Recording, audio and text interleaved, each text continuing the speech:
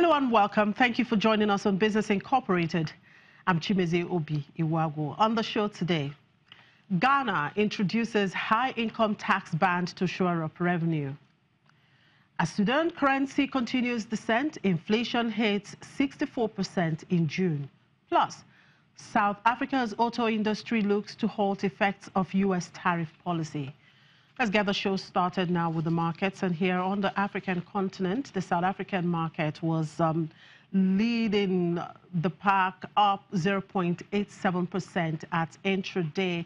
That's the day after the central bank kept its benchmark repo rate unchanged at 6.5% in a unanimous decision by members of the Monetary Policy Committee on Thursday, saying risks to inflation cited at previous meetings had begun to materialize.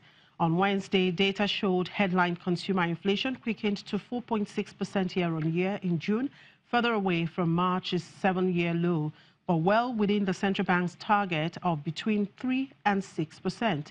The Nigerian stock index, on the other hand, was down 0.12%. Egypt is not trading today, but Kenya closed up 0.53% on Thursday. In the Middle East, the markets are also closed today, but on Thursday, only Abu Dhabi was up. The index was at 0.32%. Dubai was down 0.20%, Qatar down 0.29%, and Saudi Arabia 0.03% down. In Europe, shares hovered around the flat line in mid-morning deals on Friday, following remarks from President Donald Trump about the Federal Reserve and amid further earnings. Well, my colleague in Frankfurt joins me now. That's Ulrich Bartz to give us more details coming from the market. Hello, Ulrich. Good afternoon. A beautiful Friday to you. Yes, thank you. You too. It's great weather here over in Frankfurt. Same here. Anyway, Chancellor Merkel was in press conference early this morning. How much of what the Chancellor says could impact the markets in some way?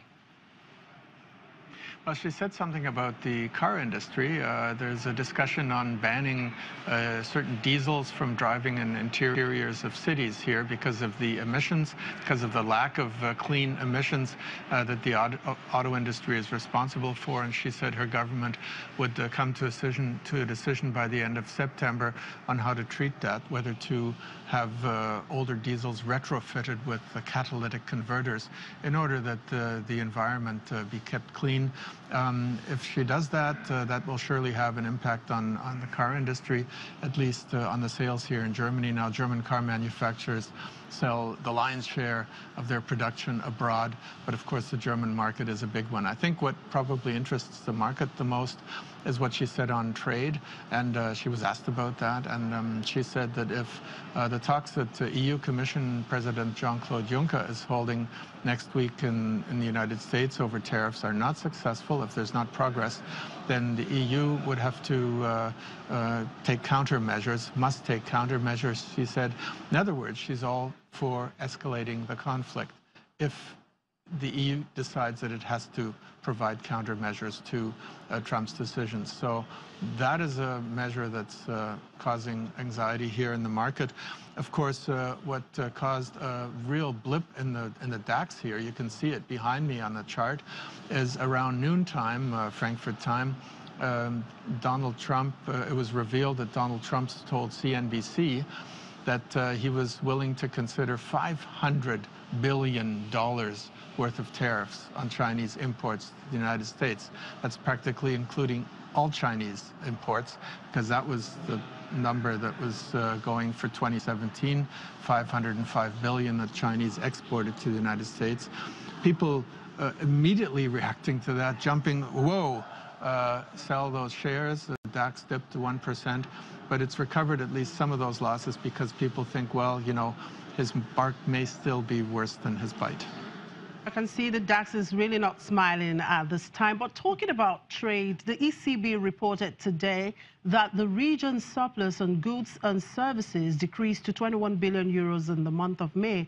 Now, how much of bad news is this for the European Union looking to brush off U.S. Trump's trade blows? Yeah, I think it's neutral news, if you will, because sure, it's bad for the European Union if the surplus is less. That means that there's a little bit less demand there. But the component that went down was that on incomes and dividend payments and so forth.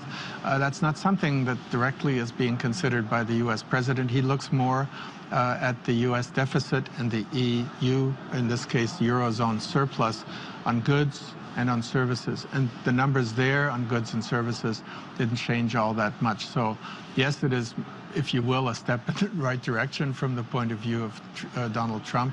But the changes there on the points that he considers important were not that great. So we still have a trade problem with the United States. And there are fears that President Trump's threats of higher car tariffs could kick automobiles' sticker prices higher. Now, just wondering, are you worried about how much you will be paying for the next car you're probably going to be buying? I think I'm in the same situation there as practically everyone involved here in Europe or in China, perhaps. But, you know, I'm looking at the next one I'm buying. It'll be relatively soon because I have a relatively old car at the moment. It'll be a relatively new used one.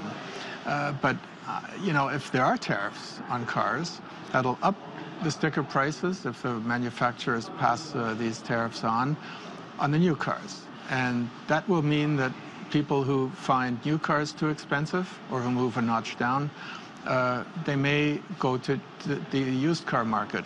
And then you have used cars becoming more valuable and more expensive. So I think it hits people all around. And I'll just have to hope that my buying decision, which is coming up, will be before any tariffs are imposed, if they are imposed. But you can see with this example, it's a no-win situation. It's a lose-lose situation because the consumer here loses and the United States loses. It's just a policy that has many critics. And that's perhaps part of the hope. There are many critics in the United States as well, which see such effects if you slap import tariffs on Chinese goods, that it may never happen. That's hope, of course, not certainty. Well, Ulrich, let's just hope that doesn't happen before you get your new car, and I wish you luck on that. Thank you very much for your time, and enjoy the rest of the weekend.